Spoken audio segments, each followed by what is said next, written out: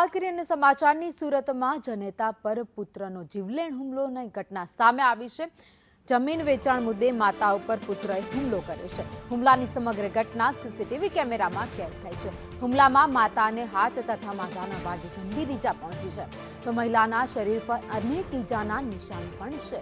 ઉત્તરાયણ પોલીસે સમગ્ર મામલે ગંભીર આરોપ લગાવ્યા છે। ઉત્તરાયણ પોલીસે સામે પણ ગંભીર આરોપ લગાવવામાં આવ્યા છે। બીએનએસની હલકી કલમ હેઠળ ગુનો દાખલ કરાયો છે। પુત્ર જેઠના પુત્રને પોલીસે જામીન આપી દીધા છે। તો મહિલા હોસ્પિટલમાં છતાં પોલીસે જામીન આપ્યા હોવાના પરિવારના આરોપ છે। મહિલાનો ભોગ બનનાર મહિલાની મદદ આવી છે, તો હુમલાનો ભોગ બનનાર જે મહિલા છે તે હવે મદદે આવી છે, મદદની માંગ કરી રહી છે। તેના ઉપર હુમલો કરવામાં આવ્યો હતો। હુમલા બાદ પોલીસ કોઈ કડક કાર્યવાહી ન કરતી હોવાનું તેનું કહેવું છે। તો મહિલાને માથાના ભાગે ઈજા પહોંચી છે, આ સાથે જ હાથમાં પણ ફ્રેક્ચર છે।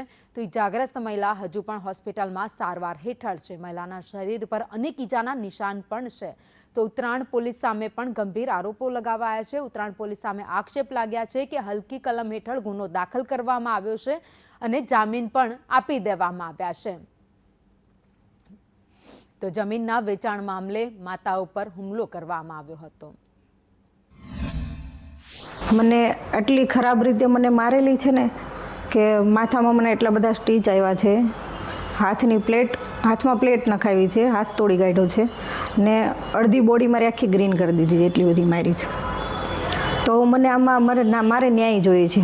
અમારા જેઠના કહેવાથી મારા જેઠ પોતે હતા, પ્લસ છોકરા હતા 8 થી 10 જણા, મને એટલી ખરાબ રીતે મારી છે।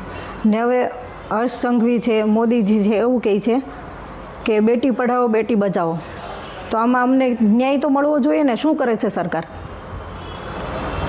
અમારી સેફટી શું છે આમાં? સુરત શહેરમાંથી એક ચોંકાવનારી ઘટના બનીને સામે આવી છે। સગા પુત્રએ પોતાની માતા ઉપર હુમલો કરી દીધો છે અને માતાને અમાનવીય અત્યાચારનો સામનો કરવાનો વારો આવ્યો છે। આ બેન જે છે આપણા સાથે સીમા મહેતા, એ એનજીઓ ચલાવે છે। જે હુમલો કરવામાં આવ્યો હતો, હુમલો કરનારો એમનો દીકરો હતો, બીજા લોકો કોણ કોણ હતા? એમને જેઠનો દીકરો હતો અને અજાણ્યા ઈસમો હતા, જે 15 થી 17 લોકો હતા। શું કારણસર હુમલો કરવામાં આવ્યો હતો, એટલે બેનને શું કહેવામાં આવ્યું હતું અને બેનના પર જે હુમલો થયો એ જગ્યા કઈ હતી?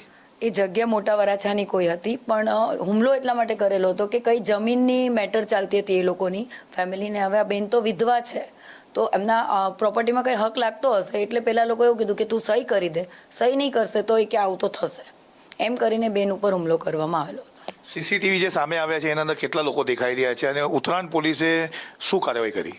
ઉત્તરાયણ પોલીસે FIR કરી, પણ જગ્યા પરથી જ એમને જામીન આપી દીધા, બીજી કોઈ કાર્યવાહી કરી નથી। અને જેટલા સીસીટીવીમાં ફક્ત 2 જ લોકો દેખાય છે, પણ ત્યાં આગળ 17 થી 18 લોકો હતા।